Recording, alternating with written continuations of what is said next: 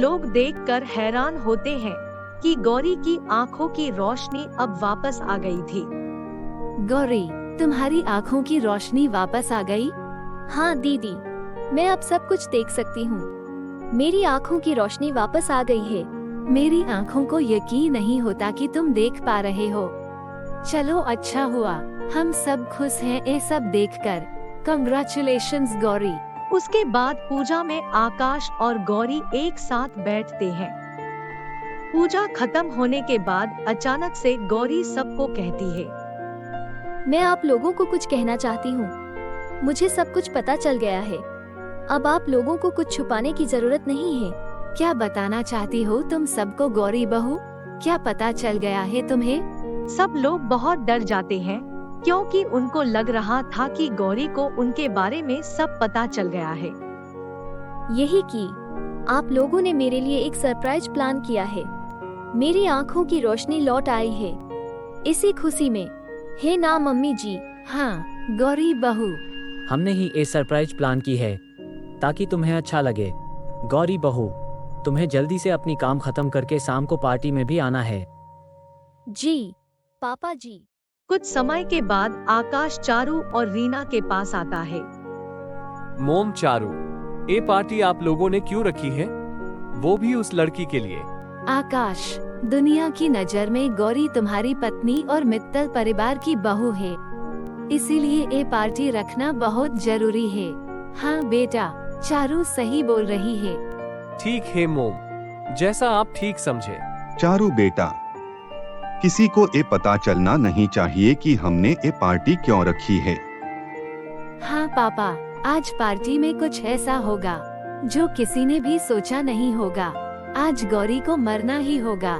चारू और उसके पिता मिलकर गौरी को मारने की साजिश करते हैं।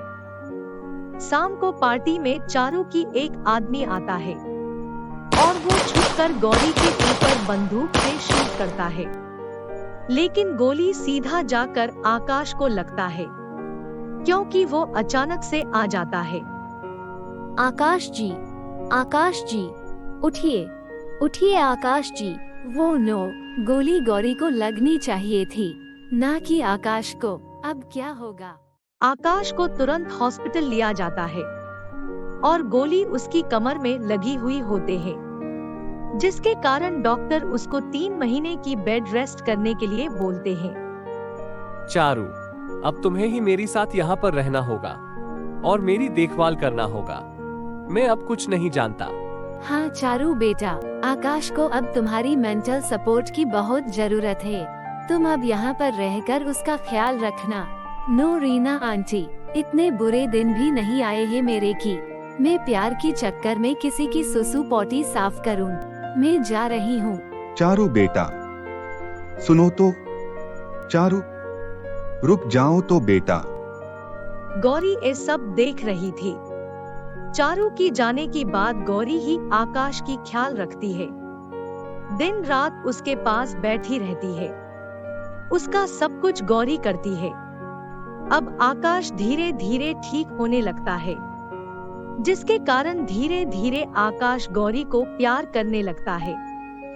आकाश जी, आप अब पूरी तरह ठीक हो गए हो, इसलिए मैं आज माँ बाबा से मिलने गांव जा रही हूँ। बहुत दिन हो गए हैं उनसे मिली नहीं। मैं कल वापस आ जाऊंगी। ठीक है गौरी, जल्दी आ जाना। अगले दिन आकाश एक गिफ्ट शॉप को जाकर गौरी के लिए एक गिफ्ट खरीदता है और एक फ्लोरिश की शॉप से एक गुलाब की फूल लेता है। आज मैं गौरी को बता दूंगा कि मैं उसे कितना प्यार करता हूँ। वो बहुत खुश हो जाएगी और उसे अपनी पिछले गलती का माफी भी मांग लूंगा। श्योर, वो मुझे जरूर माफ कर देगी। आकाश जब घर आता है तो वो गौरी की माता पिता को रोते हुए देखता है। अब हम क्या करें समदन जी? गौरी अब इस दुनिया में नहीं रही। वो जब आपके घर लौट रही थी तब एक रोड एक्सीडेंट में वो नहीं रही। रीना, मुझे लगता है मार्केश दोष का असर हो गया है। हाँ, आप ठीक कह रहे हैं। ये बात सुनकर आकाश की हाथ से वो सब गिफ्ट्स गिर जाते हैं।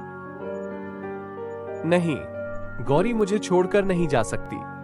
मम्मी जी, पापा जी, मुझे माफ कर दीजिए। हम लोगों ने आपसे बहुत कुछ बातें छुपाया है।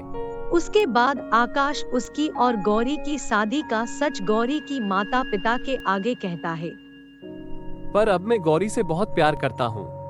मेरी वजह से गौरी की मौत हुई है, इसलिए मैं जी कर क्या करूँ। मैं जा रहा हूँ मरने के लिए। आकाश मरने के लिए जाता है। तभी गौरी वहाँ पर पहुँच जाती है और आकाश की हाथ पकड़ के बोलती है, आकाश जी, आंखें खोलिए। आकाश जी। गौरी, तुम जिंदा हो? मुझे माफ कर दो गौरी। मैंने तुम्हारे साथ बहुत गलत किया है, लेकिन मुझे मेरी गलती को सुधारने के लिए एक मौका दो। मैं तुमसे बहुत प्यार करता हूँ गौरी।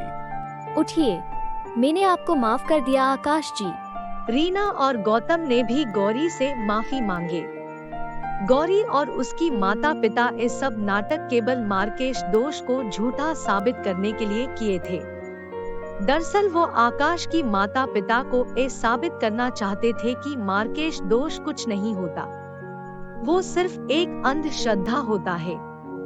उसके बाद आकाश और गौरी अपनी जिंदगी की एक नई शुरुआत करते हैं और खुशी खुशी रहते हैं।